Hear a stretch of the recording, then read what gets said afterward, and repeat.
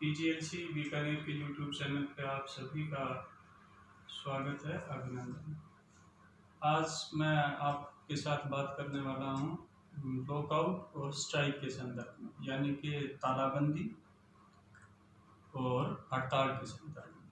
ये दोनों विषय हैं, इन्होंने भारतीय उद्योग जगत को यदा कदा प्रभावित किया ही किया है, चाहे वो हड़ताल हो या फिर वो तालाबंदी हो। और भारतीय उद्योग जगत को ही नहीं, वैश्विक रूप से भी इसका प्रभाव व्यापक शुरू से ही रहता आया है। आज हम प्रयास करेंगे इनको विस्तार से समझने के लिए। जहाँ तक तालाबंदी की बात है, लॉकआउट की बात है, तो इस संदर्भ में सेक्शन 2L औद्योगिक विवाद अधिनियम यानी इंडस्ट्रियल डिस्प्यूट एक्ट 1947 का सेक्शन 2L इस संदर्भ में बात करता है लॉकआउट। L से लॉकआउट आपके याद भी रह जाएगा। तो जो 2L है वो ये कहता है कि तालाबंदी से अभिप्राय है नियोजक के द्वारा यानी एम्प्लॉयर के द्वारा नियोजन स्थान को अस्थायी रूप से बंद कर देना अथवा सस्पेंशन ऑफ वर्क कर देना, कार्य को स्थगित कर देना, या अपने द्वारा नियोजित श्रमिकों को चाहे वो कितनी भी संख्या में हो उनको अस्थायी रूप से रोक देना। यानी कि नियोजक के द्वारा अपने अधीन नियोजित श्रमिकों को चाहे वो कितनी भी संख्या में हो नियोजन में बनाए रखने से अस्वीकार कर देना। तो इसमें तीन चीजें आ गई कि टेम्परेरी क्लोजिंग और placement of employment. Temporary closing है, देखिए परमानेंट क्लोजिंग नहीं है, टेम्परेरी क्लोजिंग होती है। किसकी? प्लेस ऑफ एम्प्लॉयमेंट की। पहली चीज कौन करता है? एम्प्लॉयर करता है। तो नियोजक के द्वारा नियोजित स्थान को अस्थायी रूप से बंद कर देना पहला, अथवा कार्य को स्थगित कर देना, suspension of work, temporary closing. दूसरा सस्पेंशन, अथवा अपने अधीन नियोजित श्रमिकों को चाहे वो कितनी भी संख्या में हो नियोजन में अस्वीकार कर देना। तीसरी बात, तो मुद्दा ये है कि नियोजक ऐसा करता क्यों है, कि वो अपने प्लेस ऑफ एम्प्लॉयमेंट को टेम्परेरीली बंद करता क्यों है। देखिए, आप इसको सरल शब्दों में यूं समझ सकते हैं कि ये हड़ताल का काउंटर है।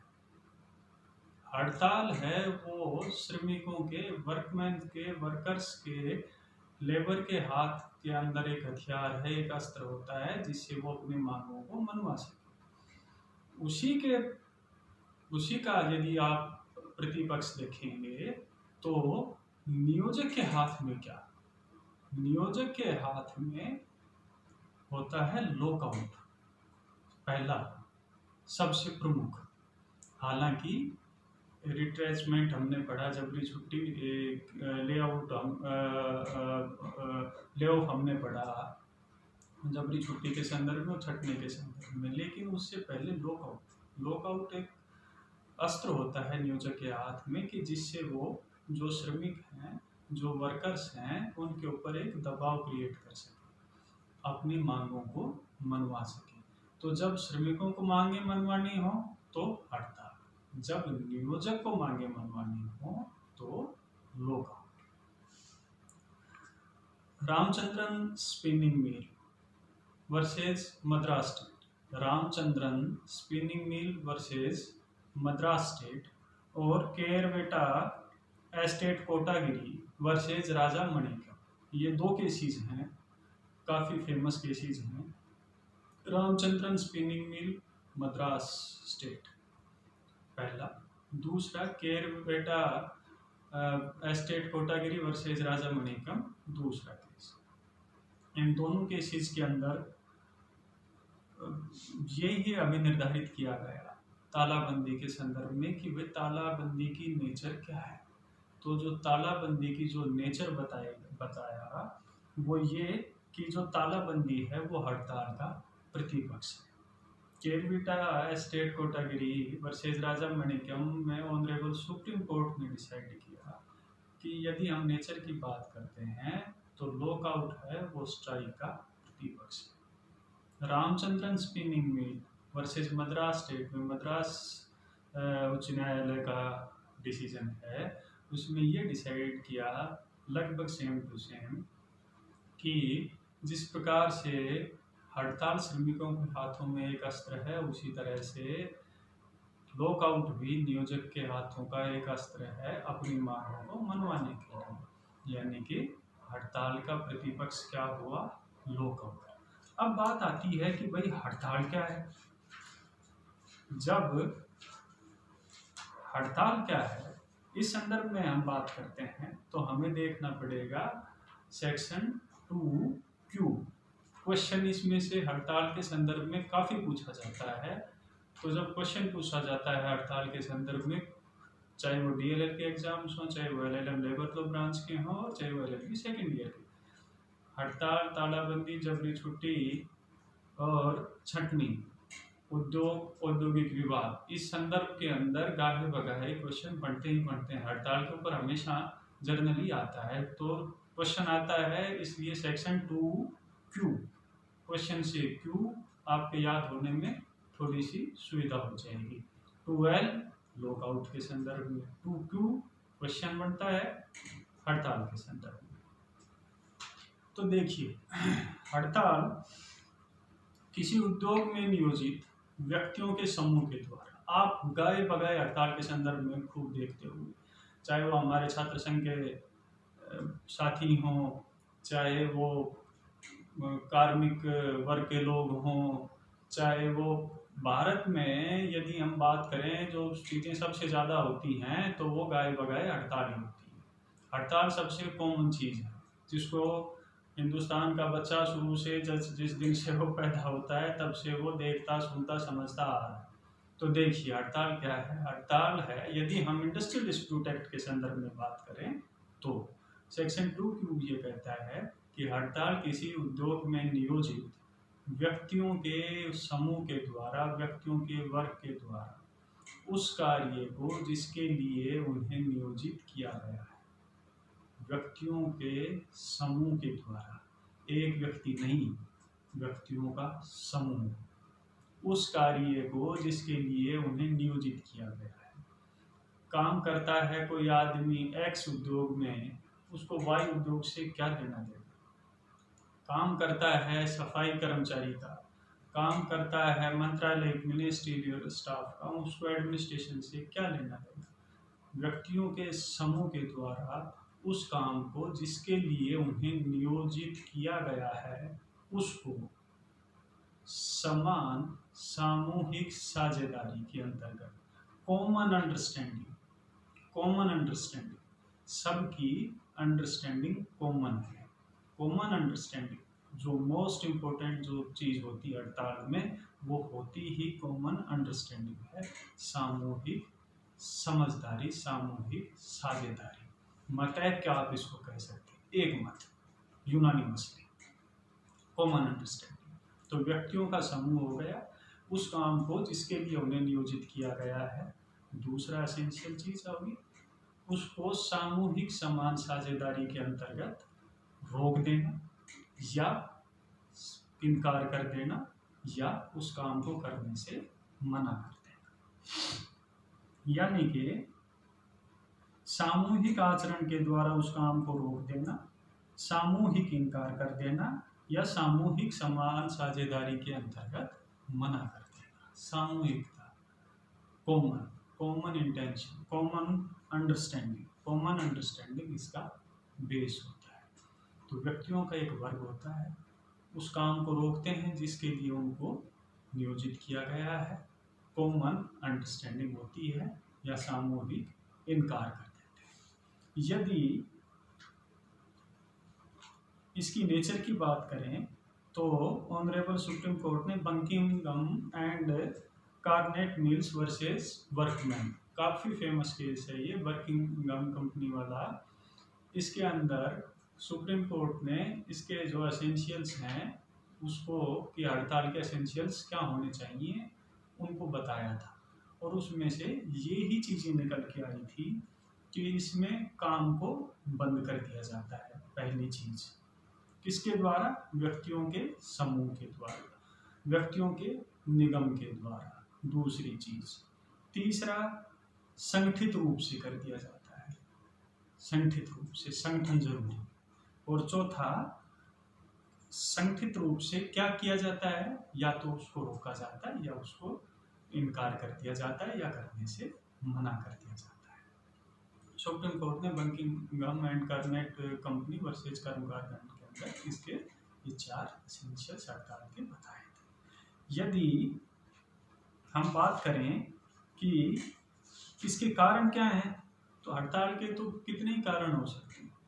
मुख्य रूप से आर्थिक कारण भी होते हैं, सामाजिक कारण भी होते हैं, राजनीतिक कारण भी होते हैं, व्यक्तिगत कारण भी हो जाते हैं। लेकिन यदि मेन जो चीज़ जो निकल के आती है, यदि ट्राईपार्टाइज्म हो, त्रिपक्षवाद यदि मजबूत हो, या कलेक्टिव बार्गेनिंग यदि ठीक हो, सामूहिक सौदेकारी। देखिए ये जो दोनों जो टर्म हैं, सामूहिक सौदेकारी, कलेक्टिव बार्गेनिंग और ट्राईपार्टाइज्म, त्रिपक्षवाद। त्रिपक्षवाद में एक पक्ष होता है श्रमिक संघ का, एक होता है मैनेजमेंट का, एक होता है स्वतंत्र इंडिविजुअल लोगों का सरकार के द्वारा। ये तीनों पक्ष अपने अपने उनका प्रतिनिधित्व करते हैं और फिर एक कॉमन मिनिमम एजेंडे के ऊपर निकलते हैं, या कलेक्टिव बार्गेनिंग में आपस में बैठते हैं, बातचीत करते हैं और किसी चीज़ का समाधान निकालते हैं। अगर ये मजबूत होंगे तो ना हड़ताल होगी, ना कभी तालाबंदी होगी। ये जब जब कमज़ोर पड़ेंगे तब तब ये इन दोनों की दोनों चीज़ों में बढ़ोतरी होगी। यदि हम बात करें इन दोनों में, हड़ताल और तालाबंदी में अंतर क्या है, जैसा मैंने पहले बताया, हड़ताल नियोजक के हाथ में, हड़ताल श्रमिक के हाथ में, तालाबंदी नियोजक के हाथ में। हड़ताल के लिए प्रोसेस है वो काफ़ी लंबा होता है कि उसके लिए नोटिस भी देते हैं, मीटिंग भी बुलाते हैं, एजेंडा भी तय करते हैं, इत्यादि इत्यादि। तालाबंदी के लिए अपेक्षाकृत शॉर्ट होता है क्योंकि एम्प्लॉयर के ऊपर ही डिपेंड हो जाता है। हड़ताल के दौरान संस्थान खुला रहता है, संस्थान खुला रहता है। तालाबंदी में जो प्लेस ऑफ एम्प्लॉयमेंट है उसको बंद कर दिया जाता है, ताला बंद कर दिया जाता है। हड़ताल के समय कर्मचारी काम नहीं करना चाहते, तालाबंदी के समय एम्प्लॉयर एम्प्लॉय से काम करवाना ही नहीं चाहता। काउंटर पार्ट हो गए भाई। हड़ताल की सूचना कौन देगा? या तो श्रमिक संघ देगा, श्रमिक संघ ही देगा। उसकी सूचना नियोजक देगा। देखिए इन दोनों के संदर्भ के अंदर यदि हम बात करें तो वस्तु स्थिति ये है कि ये दोनों अपने एक शक्ति प्रदर्शन का माध्यम है कि किस में कब किसका पलड़ा भारी रहता है। जहाँ तक हम बात करें कि भाई ये हड़ताल कितने तरह की और क्या, तो हम देखते सुनते आ रहे हैं कि किसी ने हंगर स्ट्राइक कर दी, भूख हड़ताल कर दी, किसी ने गो स्लो, काम धीमा करो, इस तरह की हड़ताल कर दी, किसी ने सांकेतिक हड़ताल कर दी, किसी ने घेराव कर दिया, किसी ने टूल डाउन कलमबंद हड़ताल कर दी। लाइक अनेकों अनेक तरह के इजाद होते रहते हैं। लेकिन यदि हम कानून की भाषा के अंदर बात करें तो हड़ताल दो ही तरह की होती है। ठीक है कि हंगर स्ट्राइक भी होती है, टूल डाउन, पैन डाउन, सांकेतिक, घेराव, गो स्लो और धरना, ये सब सामूहिक हड़ताल या फिर सांकेतिक और सहानुभूति की एक उद्योग में हुई तो सहानुभूति पूर्वक दूसरों ने चालू कर, ये अलग अलग प्रकार हो सकते हैं। लेकिन यदि हम लीगल टर्मिनोलॉजी की बात करें तो दो ही तरह की होती है। तालाबंदी भी दो ही तरह की होती है, एक होती है वैध लीगल, एक होती है अवैध इलीगल। Legal illegal. जहाँ तक वैध क्या है और अवैध क्या है उसकी बात है, तो उसके संदर्भ में सेक्शन 22, 23, 24, 25, 26 वो प्रावधान करते हैं। सेक्शन 22 कहता है कि जो लोकोपयोगी जो सेवाएं हैं, जो लोकोपयोगी एसेंशियल जो सर्विसेज हैं, जो लोगों के मैं आपको बताऊंगा कि लोकोपयोगी सेवाओं की डेफिनेशन और उसके संदर्भ में क्या क्या प्रोविजंस हैं। तो जो लोकोपयोगी जो सेवाएं हैं उसके लिए हड़ताल और तालाबंदी का प्रोसेस क्या होगा, ठीक। तो सेक्शन 23 कहता है कि सामान्य जो प्रतिषेध होते हैं हड़ताल के ऊपर वो क्या रहते हैं, वो भी मैं आपसे डिस्कस करूँगा। यदि सेक्शन 22-23 की आवश्यकताएं पूरी नहीं की और फिर कोई हड़ताल चालू कर दी तो फिर वो अवैध हड़ताल हो जाती है। आपसे मैं अभी डिस्कस करने वाला हूँ इस संदर्भ में। जहाँ तक हड़ताल के संदर्भ के अंदर जो कुछ जो केसेस हैं उनसे आपको समझ में आएगा कि हड़ताल क्या है और समय समय के ऊपर किस तरह से जुडिशरी ने इसको अलग अलग दिशाओं के अंदर इंटरप्रेट किया। देखिए, standard vacuum and oil company versus LG Gunasheelam. Standard vacuum and oil company, standard vacuum and oil company versus LG Gunasheelam. इस केस के अंदर फैक्ट क्या थे कि जो कर्मचारी थे वो मई दिवस यानी कि मजदूर दिवस 1 मई को आता है, मई दिवस मनाना चाहते थे और उन्होंने कहा कि साहब हम मई दिवस के एवज के अंदर संडे को काम करेंगे। अनुमति नहीं दी गई, अनुमति नहीं दी गई तो उन्होंने सामूहिक छुट्टी ली, सामूहिक अवकाश के ऊपर चले गए। तो सुप्रीम कोर्ट के सामने ये केस है और सुप्रीम कोर्ट ने कहा कि भाई सामूहिक अवकाश लेने से ना तो काम बंद करने की स्थिति आई और ना इनकार करने की स्थिति उत्पन्न हुई। ना काम बंद हुआ ना सामूहिक इनकार की ये स्थिति थी। इसलिए इस प्रकार की जो कार्रवाई है जिसमें कर्मचारी सामूहिक अवकाश पे चले जाएं तो आप उसको हड़ताल नहीं कह सकते। Standard vacuum and oil company case में जैसा कि मैंने कहा कि गो स्लो, काम धीमा करो, गो स्लो एक स्ट्राइक का रूप होता है। तो इस संदर्भ के अंदर 2 केसेस हैं। Sasa Musa sugar works private limited, Sasa Musa sugar works versus Shobrati Khan एक केस है। Sasa Musa sugar company versus Shobrati Khan एक केस, और दूसरा Bharat sugar mills versus Jaisingh. दोनों केसेस के अंदर सासा मूसा शुगर कंपनी और भारत शुगर मिल्स, इसमें सुप्रीम कोर्ट ने ये डिसाइड किया कि जो गो स्लो जो हड़ताल है, धीमा काम करो हड़ताल है, ये कोई हड़ताल शब्द की परिभाषा में नहीं आता, बल्कि ये तो एक गंभीर मिसकंडक्ट है, गंभीर सीरियस मिसकंडक्ट है, गंभीर दुराचरण की श्रेणी के अंदर आता है, जिसे आप युक्तियुक्त नहीं कह सकते। पंजाब नेशनल बैंक वर्सेस उसके कर्मकार, पंजाब नेशनल बैंक वर्सेस कर्मकार हड़ताल के अंदर बैंकों के काफ़ी केसेस आते हैं, क्योंकि गाय बगाए जितनी भी स्ट्राइक हुई हैं जिन्होंने व्यापक रूप से देश को प्रभावित किया, बैंकों की हुई हैं या फिर रेलवे की हुई है। तो बैंक की जो स्ट्राइक थी उसके संदर्भ के अंदर काफ़ी केसेस आए हैं।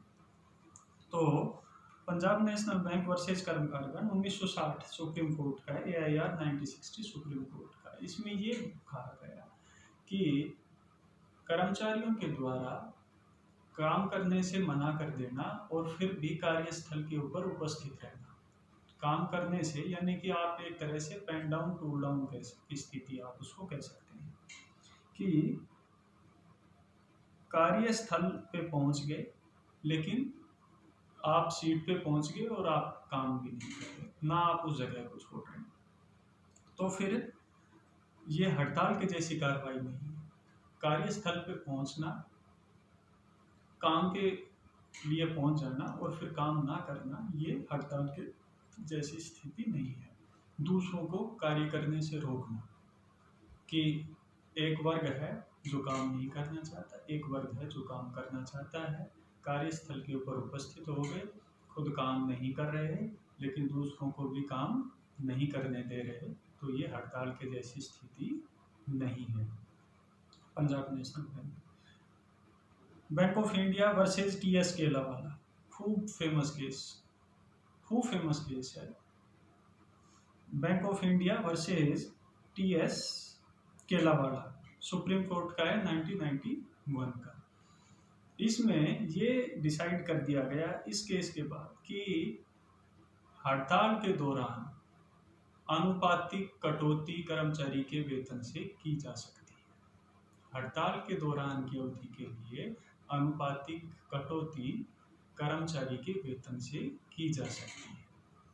हालांकि इससे पहले और इसके बाद भी इस संदर्भ के अंदर व्यापक बहस हुई, और जो बहस हुई वो था सिंडिकेट बैंक वर्सेज के उमेश का एक केस था। तो सिंडिकेट बैंक और के उमेश केस के अंदर भी यही बात थी कि देखिए हड़ताल उन्होंने कहा कि भाई वैध अवैध होती है, औचित्यपूर्ण अनौचित्यपूर्ण होती है। हो सकता है हड़ताल वैध हो लेकिन अनौचित्यपूर्ण हो सकता है हड़ताल अवैध हो लेकिन औचित्यपूर्ण हो।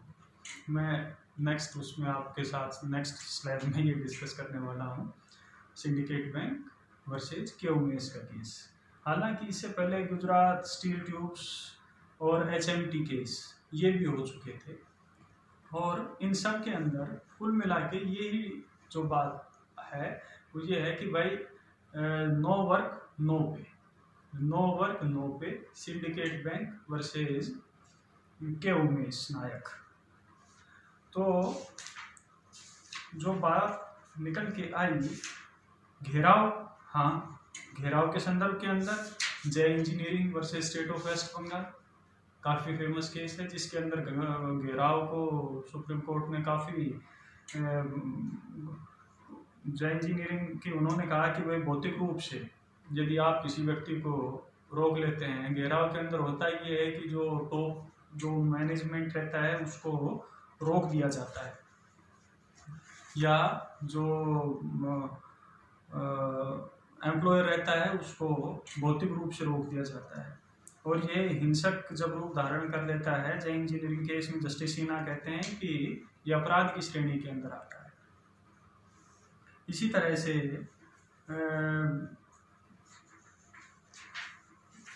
जहाँ तक इसकी प्रकृति की हम बात करते हैं तो एक केस आता है बिहार राज्य वर्सेस देवदास झा का। तो इसमें सुप्रीम पटना हाई कोर्ट ने कहा था कि नियोजक और कर्मचारी के बीच में ऐसा कोई कॉन्ट्रैक्ट नहीं हो सकता कि जो ये कहे कि भाई कर्मचारी हैं वो हड़ताल नहीं करें। कर्मचारी और नियोजक के बीच में ऐसी कोई संविधा नहीं हो सकती जो ये कहती हो कि कर्मचारी हैं वो हड़ताल नहीं करेंगे। बिहार राज्य वर्सेज देवदास साहब। इसके बाद जहाँ तक एक केस था BR Singh versus union of India का। तो BR Singh versus union of India में हड़ताल को नागरिकों के मूल अधिकार यानी कि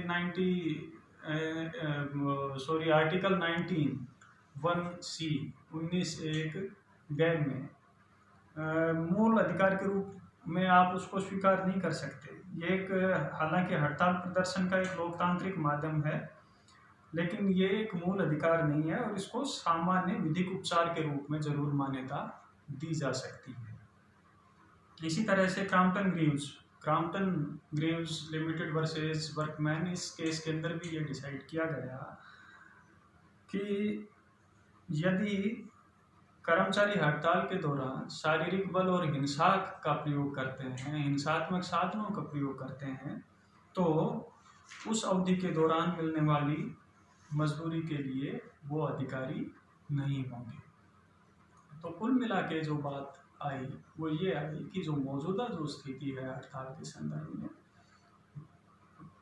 मैंने जैसा कि आपको बताया वैध और अवैध, जो सेक्शन 22-23 की आवश्यकताओं को पूरा करे वैध हो जाती है, अन्यथा अवैध हो जाती है। नो वर्क नो पे, टीएस केलावाला, सिंडिकेट बैंक, ये केसेस क्रॉम्पटन ग्रीव्स और गुजरात स्टील ट्यूब्स, ये जो केसेस हैं इनके माध्यम से आप जब भी कोई शॉर्ट नोट या कोई आए तो आप लिख सकते हैं।